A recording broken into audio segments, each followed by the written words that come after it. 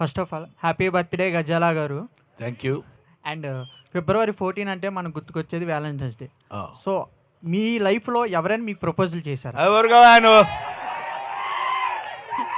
Sir మీరు ఇందాక 35 దగ్గర ఆగుదాం అన్నారు సార్, అందుకే వాళ్ళ క్వశ్చన్ వచ్చింది. మేడం కాకుండా మళ్ళీ మీరు తెలివిగా మేడం చేశారని చెప్తారు కాబట్టి మేడం కాకుండా నువ్వే చెప్పేసుకోవా అన్నీ. నువ్వు నన్ను అడిగి క్వశ్చన్స్ ఆన్సర్స్ అన్నీ నువ్వే వేసేసుకో. ఇలాంటి ప్రశ్నలు అడగండి, చాలా ఈజీగా ఉంటుంది. సార్ ఆ డైలాగ్ చెప్పరా అంటే అన్నాడు కానీ ఆ ఊహ ఎంత బాగుంది.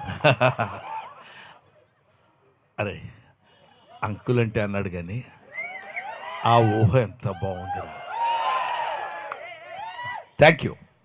నెక్స్ట్ సార్ వ్యాలంటైన్స్ డే గురించి టాపిక్ వచ్చింది కాబట్టి 14th రోజు మూవీ రిలీజ్ అవుతుంది. మీరు కపుల్స్కి లేకపోతే యూత్కి ఏమైనా చెప్దాం అనుకుంటున్నారా? వ్యాలంటైన్స్ డే ఎలా సెలబ్రేట్ చేసుకోవాలి? వ్యాలంటైన్స్ డే అనే దాని మీద ఒక 1 minute, హాఫ్ మినిట్లో చెప్పలేనండి. వ్యాలంటైన్స్ డే గురించి చెప్పాలంటే it takes not less than 2 to 3 hours.